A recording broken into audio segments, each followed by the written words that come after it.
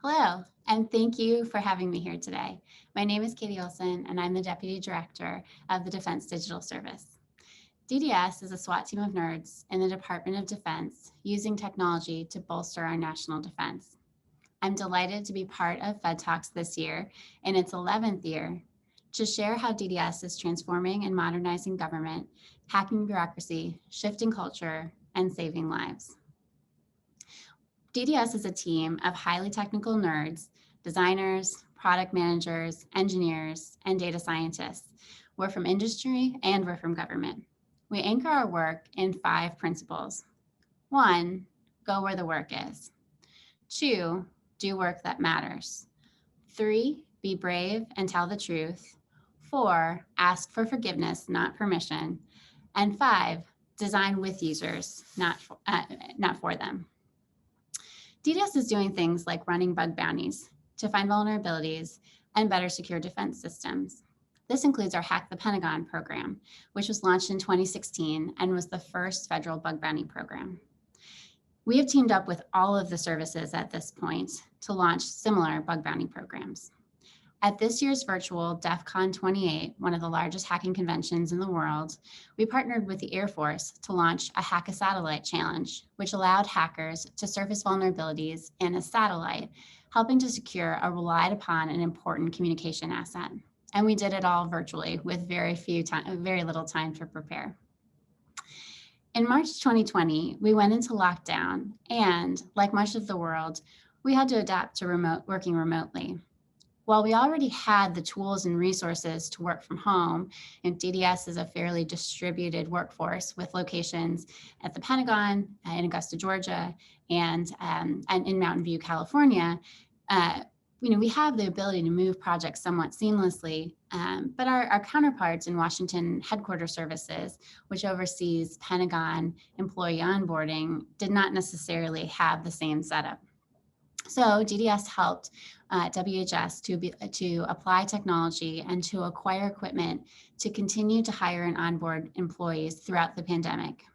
Since March, DDS has successfully onboarded over 30 of our own employees and over 1,000 employees for the department entirely virtually.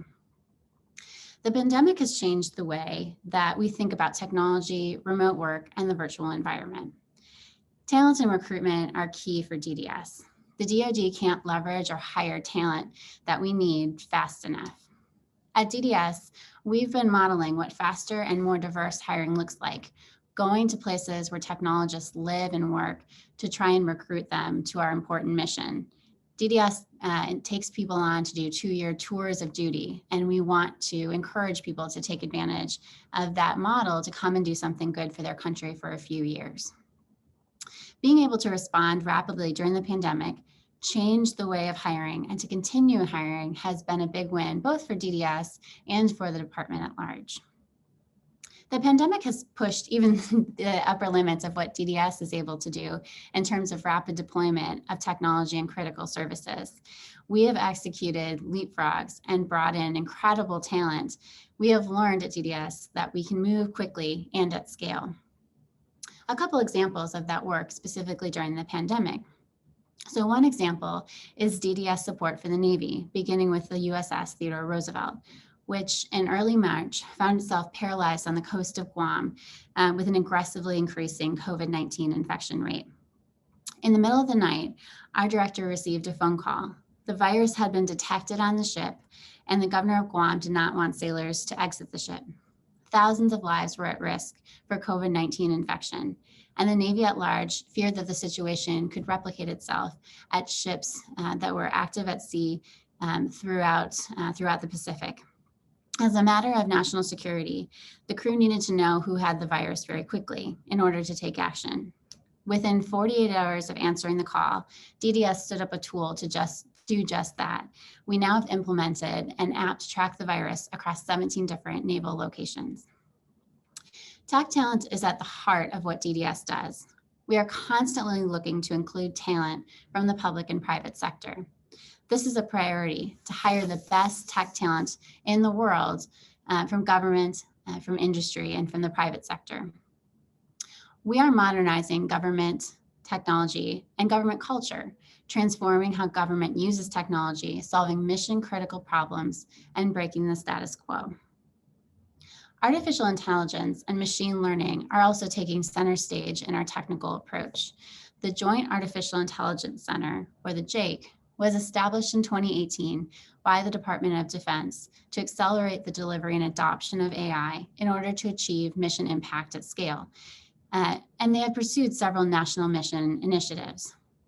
For the DoD, AI can build intelligent programs and machines that can leverage large and complex problems spanning the services. The foundation of a successful AI program should include a platform with shared data and reusable tools and services that can empower anyone to rapidly build and deliver AI capabilities.